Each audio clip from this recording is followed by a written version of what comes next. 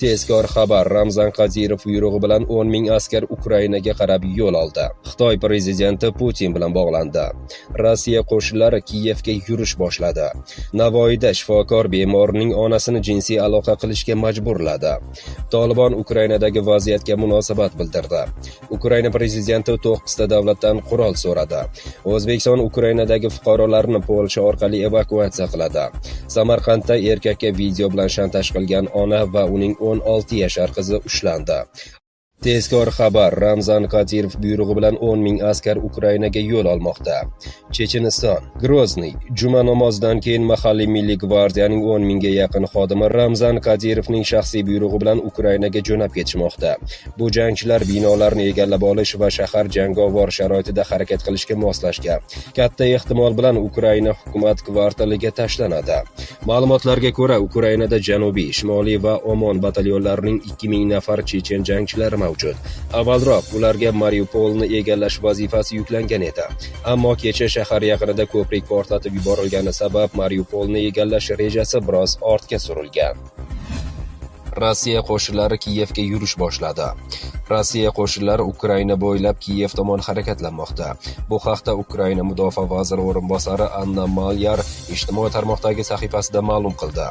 Rossiya harbiylari Ukraina qurolli kuchlarining 2 ta avtomobilini egallab, ukrainalik harbiylar formasini kiyib, Obolon tomondan Kiyev markaziga tezlikda harakatlanayotgan 2 ta avtomashinasini qo'lga oldi. Ular ortidan Rossiya harbiy yuk mashinalari karvoni ketmoqda, deb yozgan u Facebookda. Biroz vaqt o'tgach, Malyar postni zararsizlantirilgan iborasi bilan o'zgartirdi.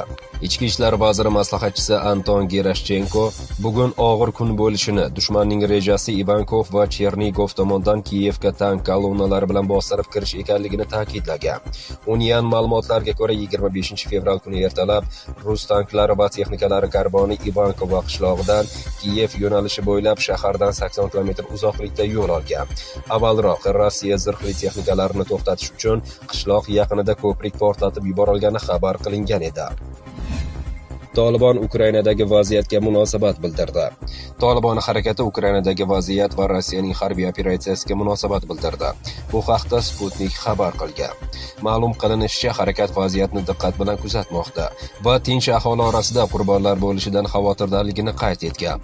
Tolibon Rossiya va Ukrainani jangovar harakatlar intensivligini oshirishi mumkin bo'lgan harakatlardan tiyilishga chaqirgan. Ta'kidlanishicha, harakat neytral tashqi siyosatiga ziddiyatlarni tinch diplomatik yo'l bilan hal qilishiga chaqirib, mojaro tomonlarni Ukrainadagi afg'on talabalari va muhojirlarni qutqarishda yordam so'ragan. Xitoy prezidenti Putin bilan bog'landi. Xitoy Xalq Respublikasi rahbari Si Szinpin Rossiya prezidenti Vladimir Putinga qo'ng'iroq qildi. Muloqot chog'ida Xitoy tomoni Rossiya va Ukraina o'rtasidagi muzokaralar yo'li bilan kelishuv tarafdor ekanini aytgan. Keyinroq ushbu xabar bo'yicha to'liq ma'lumot beriladi. Hozirda muloqot davom etmoqda, deyilgan prezident matbuot xabarida. Ukraina prezidenti 9 ta davlatdan qurol so'radi. Rossiya 4 yo'nalishda harbiy harakatlar olib borayotgani aytilgan. Ukraina prezidenti Vladimir Zelenskiy Buxarest 9ligiga Bolgariya, Vengriya, Estoniya, Litva, Latviya, Polsha, Ruminiya, Slovakiya, Chexiya mudofaa yordami ko'rsatishni so'rab murojaat qildi. Bu haqda prezident Twitter'dagi sahifasida xabar qilgan. Ukraina qurolli kuchlariga ko'ra, Rossiya 4 yo'nalishda jangovar amaliyotlarni o'tkazmoqda. Biz o'z erkinligimiz va yerimizni himoya qilmoqdamiz, lekin bizga samarali xalqaro yordam kerak. Buni Polsha prezidenti Andrzej Duda bilan muhokama qildim. Men Buxarest 9ligiga mudofaa yordami, sanksiyalar, Rossiyaga bosim o'tkazish haqida murojaat qildim. Birgalikda Rossiyani muzokara stoliga qo'yishimiz kerak, deb yozgan Zelenskiy Twitter sahifasida. Zelenskiy Ukrainaga urushga qarshi koalitsiya kerakligini qayd etgan. O'zbekiston Ukrainadagi fuqarolarni Polsha orqali evakuatsiya qiladi. O'zbekiston Ukrainadagi fuqarolarni Polsha orqali evakuatsiya qiladi. Bu haqda O'zbekistonning Ukrainadagi elchixonasi matbuot xizmati ma'lum qildi. Qayd etilishicha, elchixona Ukrainadagi fuqarolarni Polsha orqali vatanga qaytarishni rejalashtirmoqda. Chegarani kesib o'tish faqat O'zbekistonning Ukraina va Polshadagi elchixonalari vakillari hamkorligida avtobuslarda markazlashgan holda amalga oshirilishi mumkin. Boshqa barcha holatlarda siz chegarada muammo muammoga duch kelasiz. Ayni vaqtda evakuatsiya qilinganlar ro'yxatini tuzishda ayollar, bolalar, talabalar va qariyalarning birinchi o'rinda turishiga e'tibor qaratmoqchimiz. Sizni ishontirib aytmoqchimizki, biz fuqarolarimizni xavfsiz evakuatsiya qilish uchun barcha imkoniyatlarimizni ishga solamiz. Navoiyda shifokor bemorning onasini jinsiy aloqa qilishga majburladi. Navoiyda farzandiga kasallik varaqasini berish uchun onasini jinsiy aloqa qilishga majburlab kelgan shifokor qo'lga olindi. Bu haqda viloyat Ichki ishlar boshqarmasi matbuot xizmati xabar qilgan.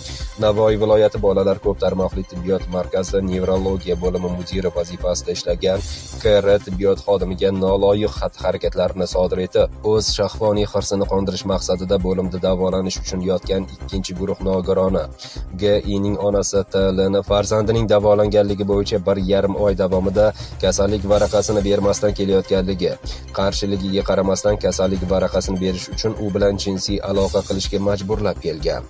Joriy yilning 12 fevral kuni Navoiy viloyati Ichki ishlar boshqarmasi Jinoyat qidiruv boshqarmasi Korrupsiya va iqtisodiy jinoyatlarga qarshi kurash bo'limi xodimlari tomonidan Navoiy shahar Guliston 2-mahalla fuqarolar yig'ini 2-uyning 5-qavatidagi raqamsiz xonadonga KR o'zi bilan T.L.ni olib kirgan vaqtida ushlangan. Jinoyat kodeksining 121-moddasi bilan jinoyat ishi qo'zg'atilib, tergov harakatlari olib borilmoqda. Samarqandda erkakka video bilan shantaj qilgan ona va uning 16 yashar qizi ushlandi. Samarqandda fuqaroni unga tegishli bo'lgan video tasvirni tarqatib, sharmanda qilish bilan qo'rqitib, undan 2000 AQSh dollari talab qilib kelgan 43 yoshli ayol hamda uning 16 yashar qizi ushlandi. Bu haqda Ichki ishlar vazirligi huzuridagi tergov departamenti matbuot xizmati ma'lum qildi.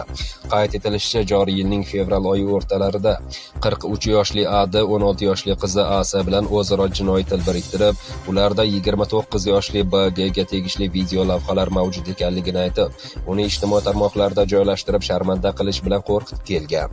Ona bola ushbu ma'lumotlarni oshkor qilmaslik evaziga B.G.dan 2000 AQSh dollar pul talab qilishgan.